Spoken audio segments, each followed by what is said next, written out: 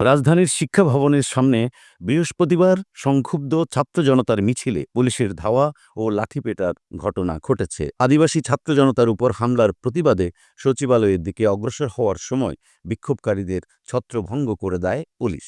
বেলা 11:30টার দিকে বিক্ষোভকারীরা রাজু ভাস্কর্যের সামনে জড়ো হয়ে দোয়েল চত্বর হয়ে সচিবালয়ের দিকে যাওয়ার চেষ্টা করেন।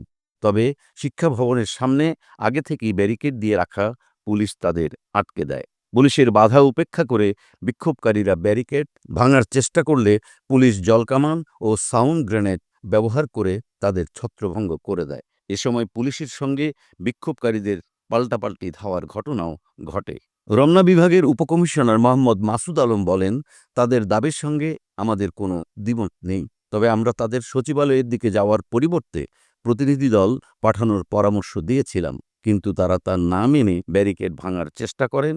আমরা তাদের ছত্রভঙ্গ করতে বাধ্য হই। সমাজতান্ত্রিক ছাত্র ফ্রন্টের নেত্রী ও ইডেন কলেজের ছাত্রী জয়মা মুনমুন বলেন, আমরা শান্তিপূর্ণভাবে মিছিল করছিলাম, কিন্তু পুলিশ দফায় দফায় লাঠিপেটা করেছে, জলকামান ব্যবহার করেছে এবং সাউন্ড গ্রেনেড নিক্ষেপ করেছে। এতে ৬ থেকে ৭ জন আহত হয়েছেন। আমরা এই হামলার তীব্র নিন্দা জানাই।